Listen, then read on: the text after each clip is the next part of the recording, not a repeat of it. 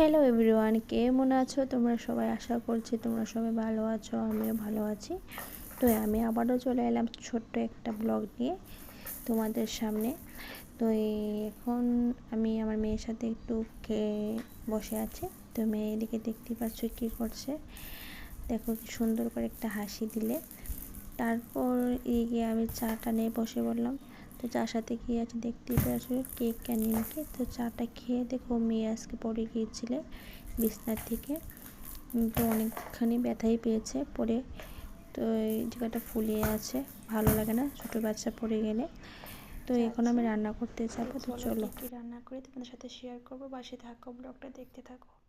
তো এখন আমি রান্না করছি ডাল আর ভাজা। দেখতেই পাচ্ছ ডাল সিদ্ধ করে নিয়েছি আর ভাজা বসিয়ে দিয়েছি। রাত্রে আর বেশি কিছু রান্না করছি, সিম্পল রান্না করছি। তো রাতে আমি ব্লগটা নিয়ে আসতে পারলাম না। তো আবার পরের দিন সকালবেলা আসলাম ব্লগটা নিয়ে। তো চলো দেখতে থাকো। সকালবেলা ঘুম থেকে উঠেছে সেই 6টা সাড়ে 6টার দিকেই উঠে, তারপর ঘর দোয়ার ভালো করে ঝাড়ু দিয়ে পাকঘরে চলে আসলাম। পাকঘরে এসে দেখেছি পাকঘরে বেসিনে অনেকগুলি বাসন ছিল, বাসনগুলি ধুয়ে দেখতেই পারছিলি গুছিয়ে রেখেছিলাম এদিকে বাসনগুলো। আর এদিকে স্ল্যাবটা ভালো করে মুছে নিচ্ছি, কারণ স্ল্যাবটা রান্না করলে তেল পড়ে না, আঠা হয়ে থাকে। স্ল্যাবটা একটু ভালো করে মুছে নিচ্ছি। তো ঘরের সমস্ত কাজগুলি ছাপা পরিষ্কার হলে কাজগুলি করতে ভালো লাগে না বন্ধুরা।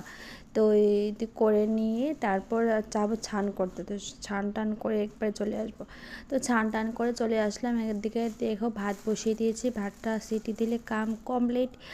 আর এইদিকে আমি ঘরটা গুছিয়ে নিয়েছিলাম সকালবেলা। তো এইদিকে দেখতেই পারছো ঘরটা গুছানো হয়ে গেছে।